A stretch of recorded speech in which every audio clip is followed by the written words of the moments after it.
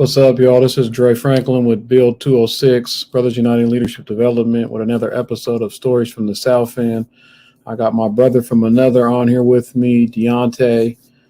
So I'm going to bring him on the screen with us, and we're going to jump into this interview, and she's going to share some stories about his life growing up in the South End. Absolutely. What's good with you, bro? What's good? I am so honest to God. I've done interviews in the space, but when we talk about stories of the South End, like I was like hell. I seen the interview you did with Kofax, and I was like, wait a minute, like, and Brian's interview in the spaces of that. So I'm like, wait a minute, I got to be in on this, like, because when we talk about the South End, man, shit, like I was talking to people earlier, and I'm just like, what's the South End? What was the South? I'm talking about Super South End. I'm talking about Stock Market South End. I'm talking about King Center South End. I'm talking about Rose Petal Lady M's South End. I'm talking about that South End. Right, Columbia Plaza, Old Rainier, Tubbies and Tubbies. When you was taking the pictures like this and shit, Silver Forks wasn't even that long ago, but it's gone now, man. Yeah. Silver Fork. They need to now. That's a restaurant that the community needs to try to bring back. Shout out to Larry, who was one of the best cooks in there. Definitely, Larry Fillmore, homie. There was a lot of community organizing that went on inside of Silver Forks. Absolutely, and some sneaky dates. Some sneaky dates and some other stuff probably too. So we're gonna leave that for another time. But let's jump in. So we can kick it off with you. You can share a little bit about yourself with folks. Just for folks that don't know, you can share whatever you want to share. So I'm going to provide you some space to kind of give a little bit of history about who you are. Yeah, well, I'm Deontay Damper. I'm super South End. It's like I'm from the South End area of Seattle. I wear many hats in community now, where I'm the chair of Black Lives Matter Seattle King County. I'm the co-chair for the LGBTQ Commission's office for the mayor's office for the city of Seattle. I'm also the vice president of WA Therapy Fund, which works really heavily in engaging community with Black therapists and getting Black therapists more money, because basically Black therapists make 16% less than their white counterparts, and we want to make sure that we fund people in that space. So those are the many hats that I wear. And I'm still a member of New Hope Baptist Church. But when it really all comes down to it, when I say the South End raised me, I mean that, and that's no shade towards. I was born. My first place where I lived as a baby was on Alder, but I came out here in the South End. So Columbia City, Rainier Beach area, that's Skyway. That's all me. And you still live in the South End, right? Still live here, Columbia City. I ain't gonna say where I live. Motherfuckers start popping up. You might owe somebody some money from 2009. Yeah, we don't need nobody dropping no pins where you're at. Right, I ain't dropping no damn pins, but I am in Columbia City, and I think that coming back home specifically to live in this area has been. That's like, for me, it's a full circle. It's almost to that full circle moment. I haven't made it to where exactly I want to be, but to be back home, like right down the street where I went to elementary school. I went to elementary school with your brother, Ramon. That's what. So you went to Orca at Columbia. Orca at Columbia. And see, Ramon ain't gonna tell nobody this, but he used to be a dancer. We got some old videos of him doing the Running Man to Eric Clapton, but we ain't gonna talk about that. I believe it. And that was before before Columbia Plaza was there. Yep, way before, and still was that school was extremely what everyone's doing in the spaces of like education and being inclusive to not just racial spaces, but inclusive to LGBTQ. That was such a great school to go to during that time, and everybody from the hood. Shout out to Leonetta. She was my first. That was my first ever bodyguard in the space. Her and Trey Lamont. So shout out to those brothers and sisters. So yeah, Lily. I seen her at CD Panthers football practice. And it's all love. At the end of the day, we're all trying to build up everybody. At this point in the game. But I was like, man, Lily, I thought you was from the South, and she was like, I am, cuz. I was like, the thing about it is you can't even play with her like that because it's real. Like my son's playing for CD Panthers, but that's somebody now I can't wait for that interview when that comes. because hers. Yeah, I'm gonna start tapping in. Yeah, here you. I'm gonna need your help getting people up on this joint so we can really get it popping. Absolutely. But thinking back as a kid, what we want to kind of go back into, into our innocence, right? Before some of the stuff that we got involved in and decisions that we made and so on and so forth. But as a kid, what did you want to be, when you grew up?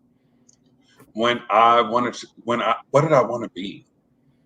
I mean, I honestly can say there was two things that I wanted to be, right?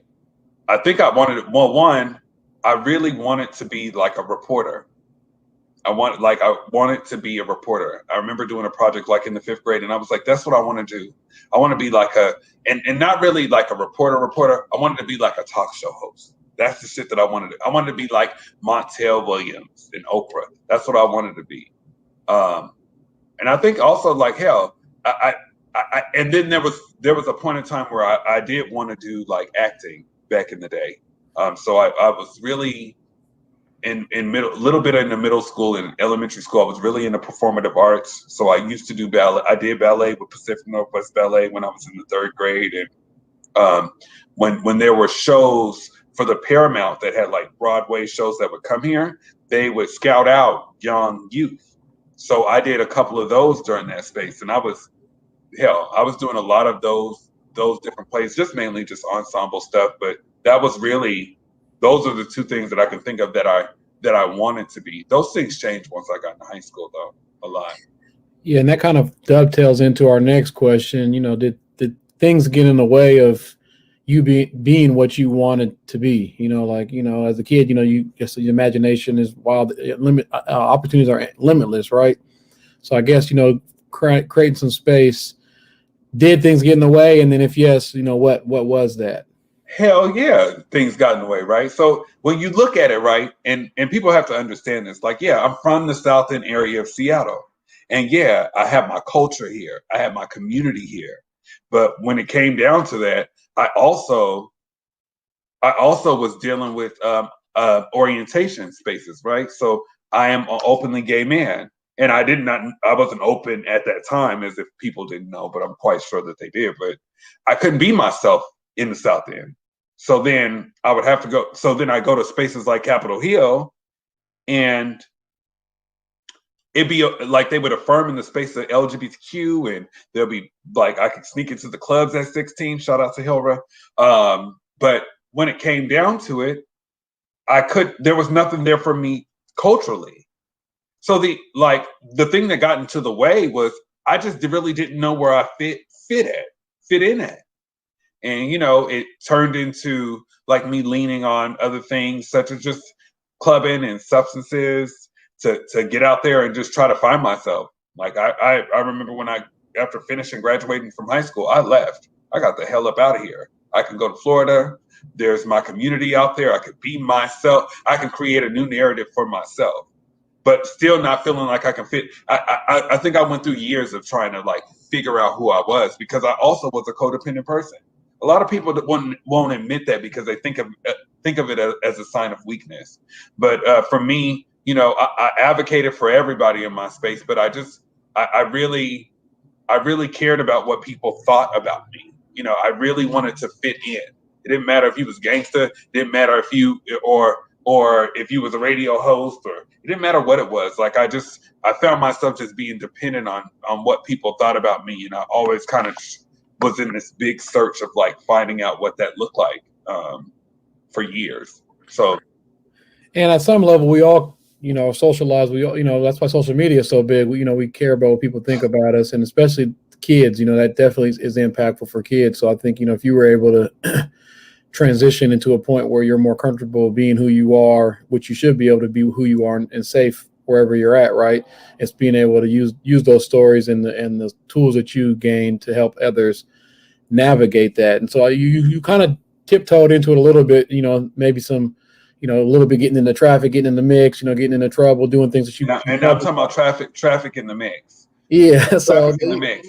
Yeah. So when did you start getting in the mix? When you start getting into traffic? Oh shit. I would definitely have to, if I can think of, if people really know, like my last couple of years of of high school. If y'all want to know like my favorite CDs at that time, it was the Twister Kamikaze, the Genie of the Lamp album by Mac Dre, and the Element of Surprise album by E40. And honestly, I got into that space, and what I mean by that, like hell, I started really just leaning into the spaces of traffic like around like junior year, the senior year specifically. Started popping more ecstasy pills to kind of try to just, I think it was more so of just this movement that was going on in the spaces of community because everybody was doing it. So I started doing it too. And not really even realizing that I'm not grounding myself. I'm not taking accountability for me to try to get control of myself. So leaning on those substances really had me all over the place. And I just named those CDs because when I think about, when you think, I know you know those albums, but either way, like, of just, sometimes we don't admit, like, what we do admit, but I admit during that space, I was very comfortable with being distracted, like very complacent in that. So. Yeah, and you touched on it a little bit on some of the reasons why, trying to fit in, socialization, the music that you were consuming, the stuff that, was around you. Those CDs aren't to blame, but I'm just saying. But that's part of, what we take in, right? Especially if we're not comfortable in who we are and we're susceptible, and that's, it's a deeper conversation, which I don't think we're going to have time to get into. But, when you strip of people of their history, it's easy to replace it with something new, right? You know what I'm saying? So, and those messages are easier. They can take deeper root than they would in other communities, because other communities consume the same stuff that we do, but it doesn't take as much root. They don't end up living the lyrics like we do, Right, absolutely. And so, thinking about that, you talked about it, a little bit, but like, what made you kind of want to get into traffic? Like what you talked, like I said, the music, you talked about the socialization around the friends and stuff like that. But I think what made me just get into it mainly is just because, like, hell, I was dealing with identity issues. Like, hell, when you're a codependent person, you're leaning on everything else besides yourself. So I think spending those years of like it was also a coping mechanism, just leaning on that.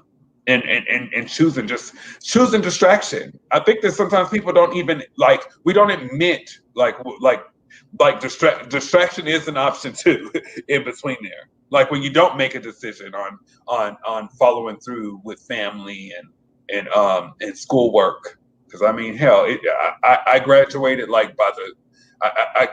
I did a lot of night school. I did do pretty good my junior year, but when it all came down to it, I finished good in school, but at the same time, I was still distracted, and I chose distraction a lot.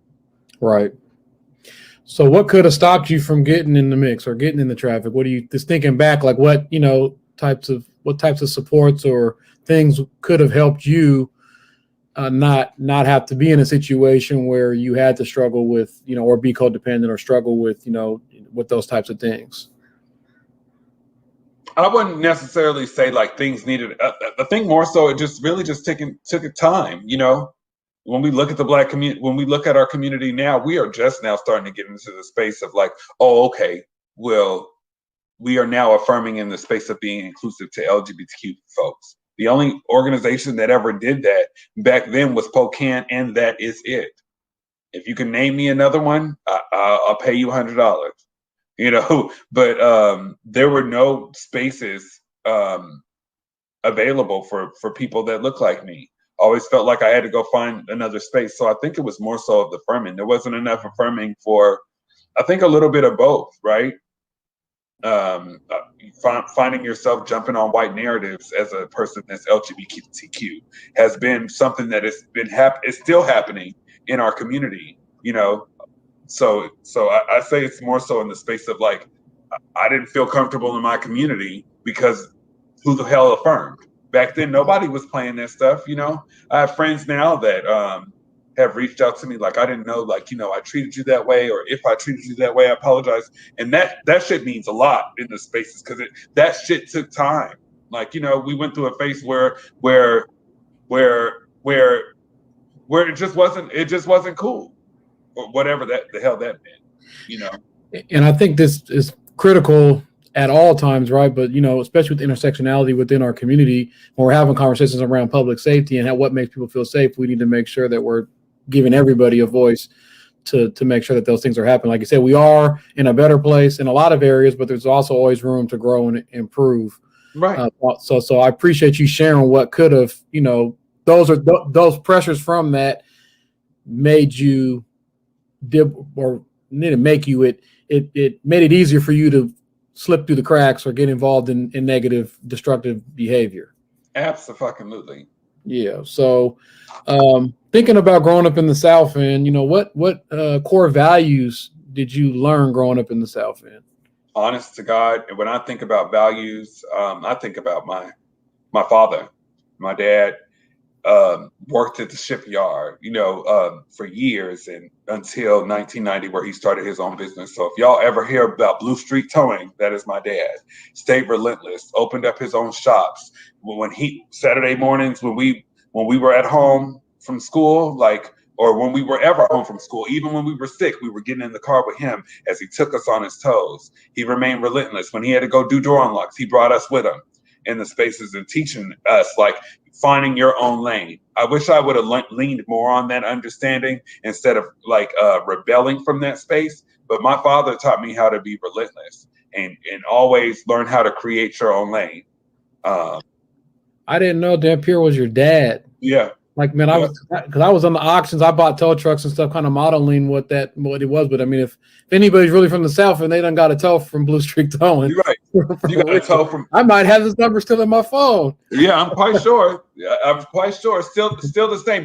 But the thing about it is building those relationships. And my dad was really heavy on being a part of community. When he used to go do his commercials for the Z Twins, which are still on now, right? He would take me there, meeting Frank P. Barrow, and just teaching me how he's hustling in the spaces for his own space. Being in the Emoja Fest with my dad with his tow truck in the space. This is before and this is no offense towards not Emoja Fest, the Black Festival at that time, right? Yeah. So now in the spaces, it's community organizations, but no, it was Black owned businesses that were walking in that space. How proud do you think that it helped me look up to my dad and just really just embrace the fact of that's what leadership looks like. It also, not just him, but I also got to thank my cousins.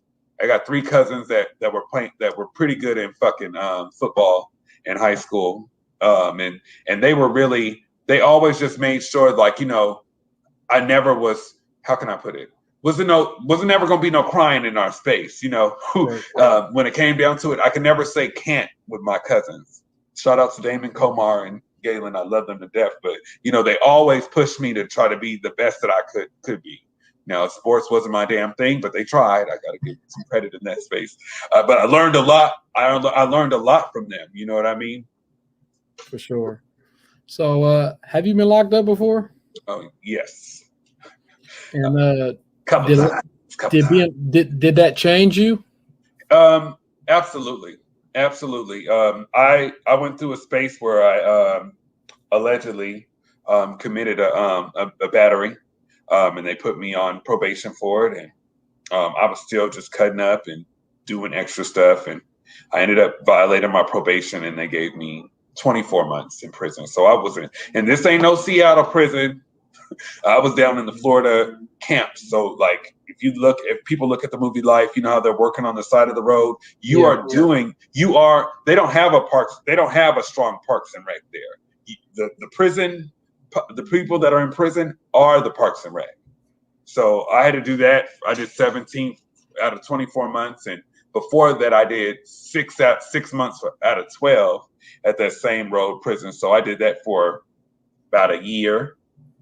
Well, not a year, excuse me. I did 17 months off of that. And after that it changed me because it had me start to say to myself, hey, Florida ain't shit. Florida ain't shit when it comes, Florida ain't shit. like this shit in Seattle would have probably got me probation in this space, but no, they really want to take me to prison here. So So this really slavery right yeah, there. this is real. This is real. This is turning into odds real quick. Like what the fuck is Because life was set way back in the day. So it's yeah, like, that's it's crazy. real shit. And they see me with a weed whacker. They had my ass in the laundry room for like 17 months at that point. But after I think I got out of there September 2011. And then I moved back home with my dad, within that space, that it changed me because it was like, I can't be out here. I used to professional borrow in stores often, borrow from one store, take to return to another, get the credit, do all that stuff. And at the end of the day, it just helped me just get a little bit more responsible. Found a job working at GameWorks, and then it segued into me doing stand-up comedy. So I started doing that for a minute. And so was it the penalty? Like what made you change? Just like elaborate on that a little bit. Like what, was it like, I can't do this, or is it, like, what was it? Honest to God, the worst thing about prison is just the time. I'm missing out on so much. I lost so many friends when I was locked up. I felt like I missed out on so much time. Just that getting taken away. Building relationships with family members. I really I lost a lot of family members during that space, and on the verge of getting out, it was more so like engaging. When I was always in trouble, I never reached out to my dad because I didn't want to like be like that disappointment or all that shit. So like me reaching out to him was pretty much the change that happened, because like my dad is a person that will give you advice when you ask for it, right? But at that moment, being grown, getting ready to hit on, I think 26 or something, he was like, yeah, you got to get it together. You can come stay with me in this space. And thank God that happened, because everything just started aligning for me in this space once I moved back. And you talked about it a little bit about your friends and family and stuff like that. So the next question is like, how did you go into jail? Because we know the impact isn't only on the person who goes, it's the impacts on the community at large. So like, how did that impact folks around you? I think it was really, really hard because I don't think I was really being very clear with some of my friends, especially in the town in Seattle, about like the things that I was doing. So I think that really hurt a lot of people, because I wasn't being transparent about what was happening, and a lot of friends cut me off because I was just doing too much. Family still stayed there. Family still stayed resilient in the space. I want to say it affected a lot. I think it was more so people just being disappointed in their mess. And I would more so say, I think the most hurtful, the person that I think I hurt the most in that space had to be my mama, because it was just a lot for her. My mother and my twin brother, who was very, very much not very emotional person, but just me putting myself into those spaces. Some people, and I know there's some people in the spaces that might come on this show, like some people didn't have the option. I had a choice. And I can admit in that space, I was just making the wrong decisions. That's real. Yeah, sometimes we only focus on the person that's being penalized, right? Or whatever, but there's other impacts, especially when people have kids, or, who's taking care of those kids, or, grandma, mom, like people are picking up the weight, or even in relationships, how does it, impact your relationships and stuff like that. So just, we, want to uplift that question, because we know it impacts the community as a whole. It's not just about the person, there's impacts across the board. So absolutely. I'm assuming I know the answer of this, but I'm going to ask the question anyways. Okay. Do you know anyone else who has been locked up? Oh yeah. Shit. So with that, so thinking about that, back to the question I just asked, like, how did that impact you, people around you being locked up?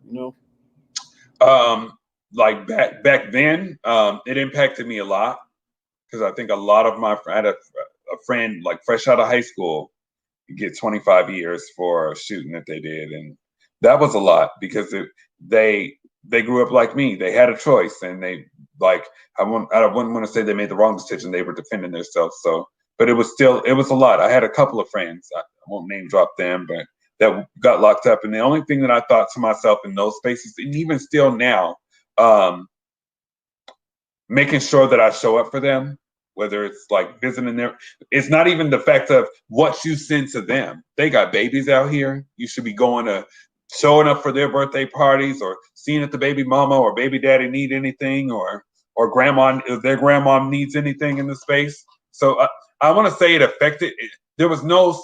I can just say it affected me in the spaces of like, how can I show up for this person while they're locked up? Now, I don't think I did a good job when coming of age in the space. I had some friends that got locked up, and I wasn't being the best of friend at the time. I think I was just trying to live my best life, and I've definitely atoned for that, because life happens. And I think that apologizing to some of those people that I had some friends that I just didn't. I fucked up in the space. Yeah, and sometimes it's hard to know what to do or how to do or whatever when you're dealing with that situation. There's no blueprint. So, Right. But I think it is always good to be able to be reflective and, try to make amends, what do you think could be done, or, thinking about like some of the stuff that we talked about, like what can we do to help this generation and the next generation stay out the mix, stay out of traffic, stop from making some of the decisions that we've made, I think that one of the things about it is to be visible. And what I mean by that is like create pathways. It's not just about, I think one of the calls to actions for me to Black community leaders in the space is like, why the fuck does it have to always be us rallying together when we're shot by police? Could we be building other platforms of trauma, where like other areas of spaces where we can address other traumas? Like right now, I'm working with someone from Parks and Rec, and I'm building a space for parents of LGBTQ youth. And this is going to be a Black space. Really having a conversation about. We just need to start opening up more of the compass for our youth, because it's not just like juvenile impact. It's more than, can we hit them before their juvenile or prison pipeline impacted? And even if they are, can we be working as a cohort to create service plans for these cohorts, for these community members? Because really, when it all comes down to it, a lot of niggas are in the streets and saying break the prison pipeline, but ain't went to go speak on a nigga's behalf, not even once. That Right. Shit kills me. That's the shit that I think probably pisses me off the most. Have you been in the spaces of actually showing up for these individuals? And what type of community representation could you give him? Because that prosecutor only has a handwritten detailed narrative. But if people like you and me and other great community leaders that work into this space go in there and say, no, this is our community member, we're here for them, we can totally change the game of what that looks like. Right. Yeah, the people really do have the power no matter what system you're talking about. And once we realize that, once we realize that and really start moving like that, the game is really over. So, you talked about, being able to advocate for folks and, some other even, safe spaces for healing, which is not enough, right?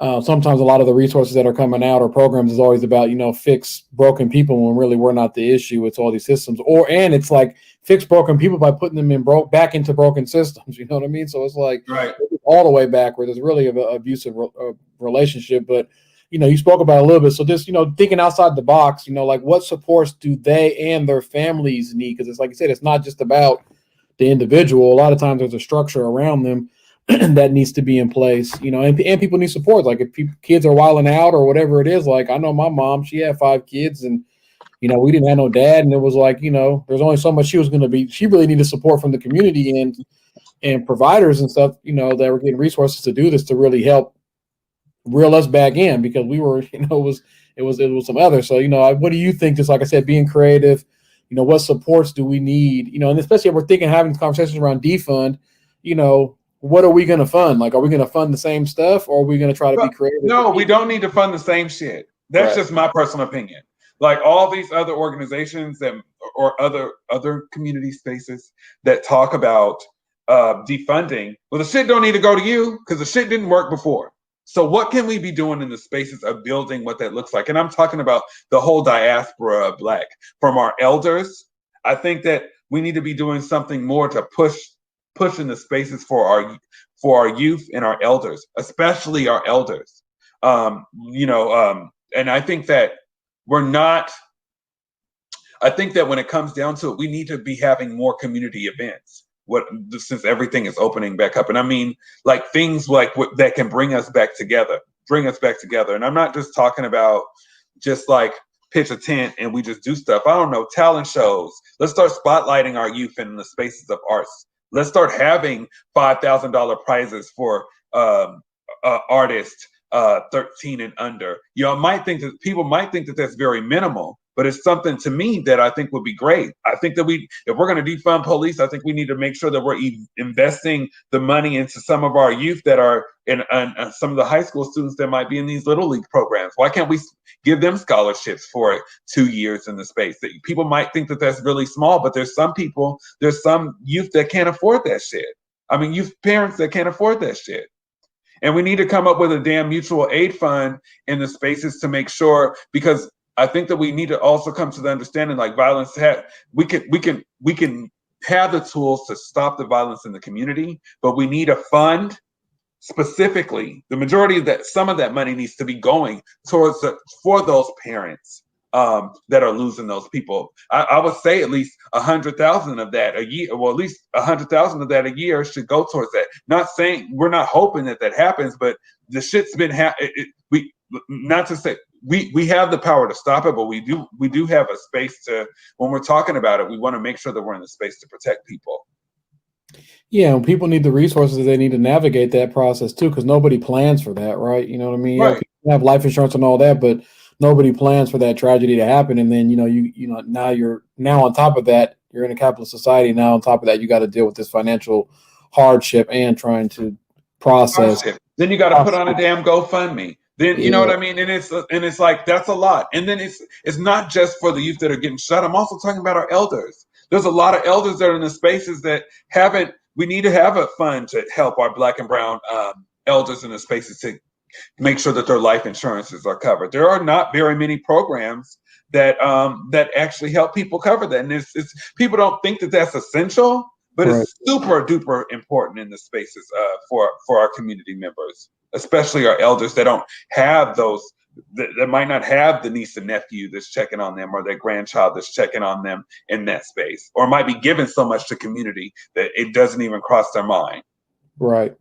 That is essential, even building generational wealth, to make sure that you're not leaving debt, you're actually leaving things behind, or at a minimum, whatever you owe is covered, at that time. So instead of, people trying to figure it out. So I appreciate that, the thought process, and also just being open. And I think that's what we got to be, is we got to be creative, get back to our childhood thinking, and get outside of, trying to reform or plug into things that really haven't moved the needle. The same shit that gives us the trauma, the same shit that they're like, well, we made another grant for you niggas.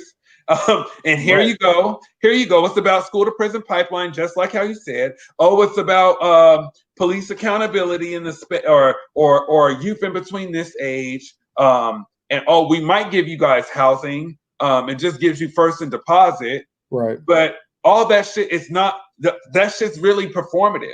Right. Let's be innovative. I would love to use some of that money to fund the Black organizations that have had issues with affirming for LGBTQ, because I don't want my Black brothers and sisters and non-binary folks to be going to Capitol Hill to ask for those resources. Right. To jump on that white narrative, to feel like they need to attack the other Black and brown brothers and sisters in the community. Because when it all comes down to it, we can be working all together in this space. Right. We have to, actually. Yeah. We really want to be effective. And that's what I'm saying. We got to be able to have space for everybody to show up who they are and work together. Now, everybody doesn't have to rock together, but we need to have a crosscut. If you're not rocking with all different aspects of the community, then you're not really doing real community work, in my opinion. Yeah, absolutely. So transitioning a little bit, which is not really a transition, is, thinking about as a kid and even now, like, what goals do you have now? Like, what are things that you're interested in doing now?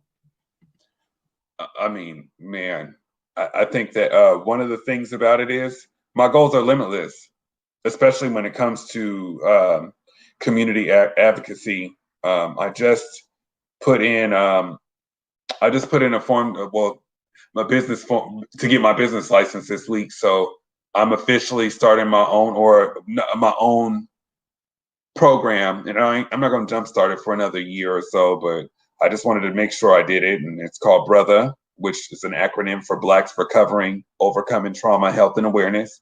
Want to start honing down on health disparities, the prison pipeline, community advocacy. I already do this stuff, but I think it's just like really starting to build those type of programs so they can get approved for like when things are court ordered, for a brother to be a part of that. And that's like mentoring. That could be in so many different spaces. I think a lot of community members only look at one leg, but some people that are dealing with addiction also might need housing, also might need job placement, also might need mentorship.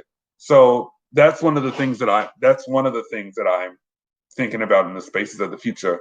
And I think the other thing about it is just figuring out, I still want to continue just to work in the spaces with community members. I mean, that shit always change. Like I've been doing things when it comes to for addiction, health disparities, LGBTQ affirming in the space, the prison pipeline, and literally, and right now I'm doing things in the spaces of advocating for young youth through foster care. And like the thing about it is, I just want to continue to be limitless until the day I die. So what support do you feel you need to reach your goals? And I'm also going to take you back to the childhood stuff. Like you said, you wanted to be a show host. You said you wanted to do performing arts, stuff like that. Like, let's re-spark some of those things and see, what type of supports do you need, just to think about. Even what you're talking about, like starting up your business and, trying to provide services or put services in place to stand up to support community. Like what support do you need in making that happen? I think one of the things about it is just continuously just continue. I think this it's more so of like, I want the community representatives in the space. Let's continue to reach out with each other and as y'all say, build brick by brick. I think that one of the things that has helped me in the spaces since the city is open back up is the Build organization. We have these talks throughout the week, and it's more so of just like, where are you at? How are you working on it? How can I help you in this space? And it's just been so healthy from our own space, not just for the other brothers on the phone, but even from our own space, man. And the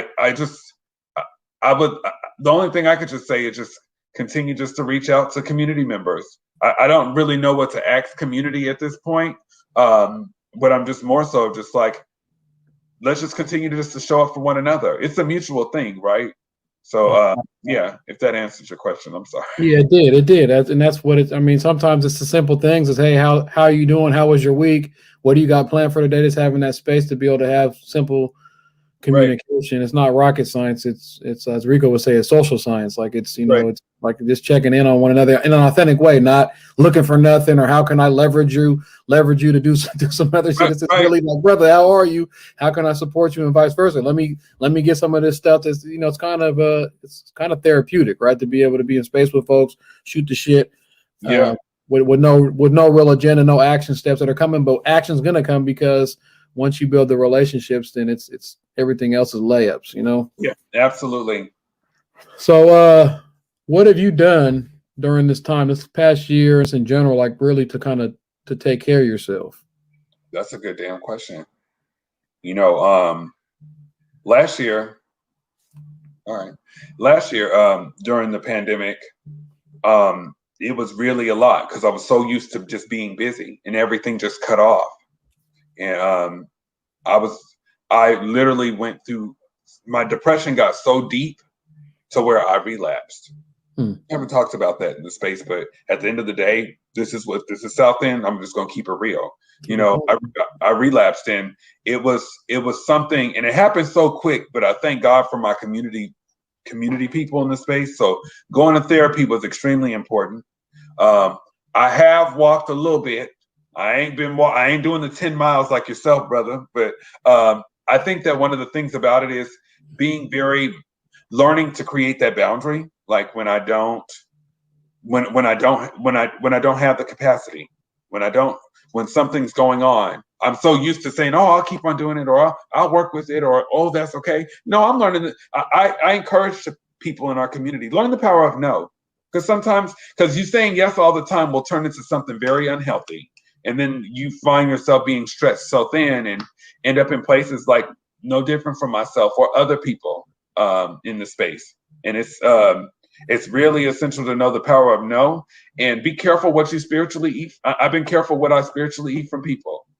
Not everybody that's around you is really wants you to be the best that you can be. Some people just want you to be at that level where they're at that level.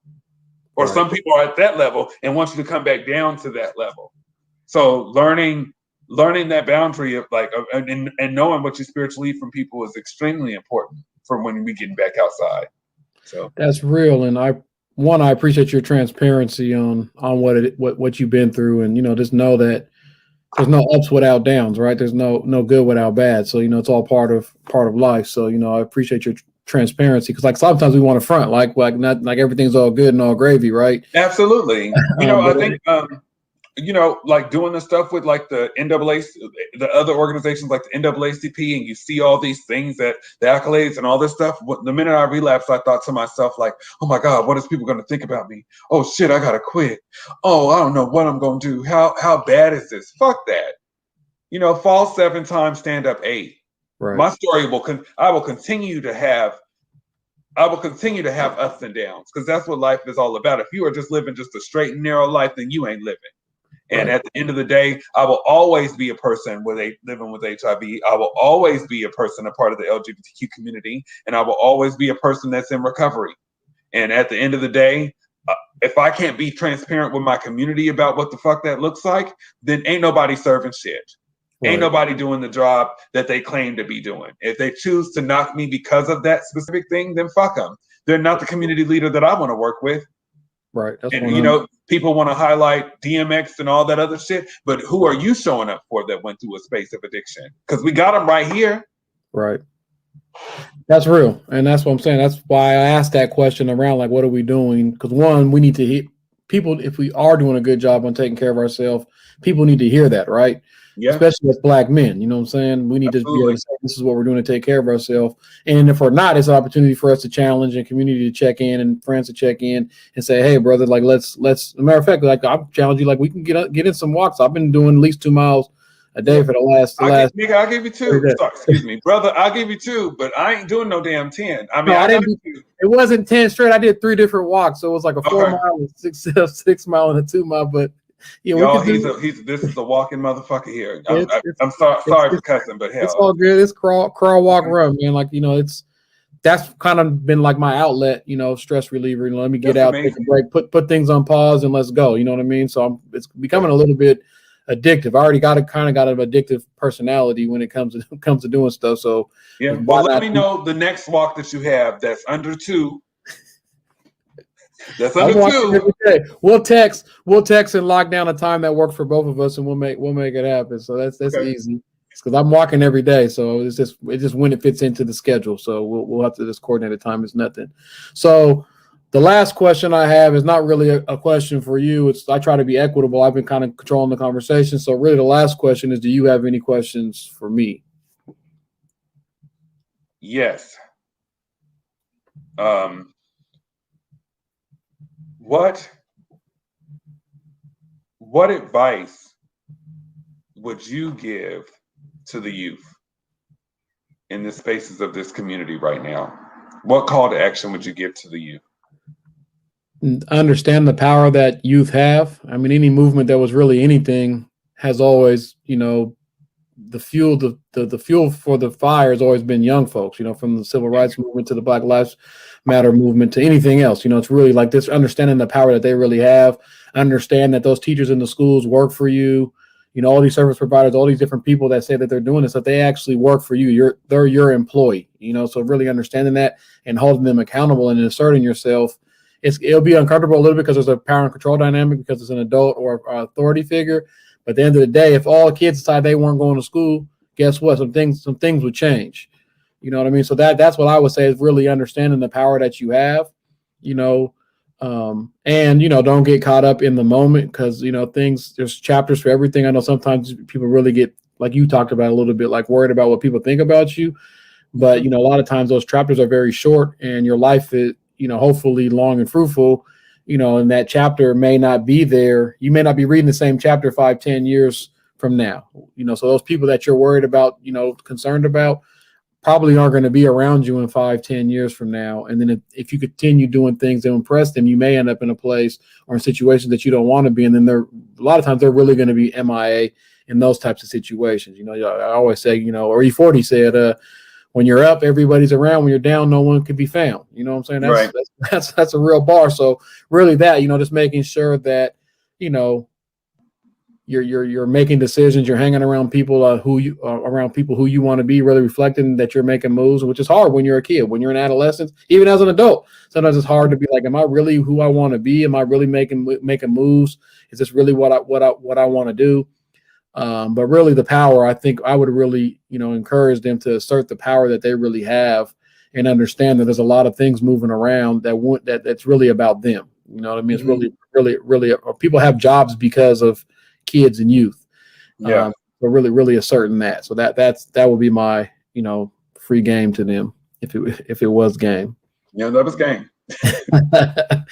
So we're going to wrap this up. I appreciate you, brother, for making time to coming on here and sharing your stories. Looking forward to continue to do community work with you. And like I said, if you want to be a host of a show, let me know and we can make it happen, man, for sure.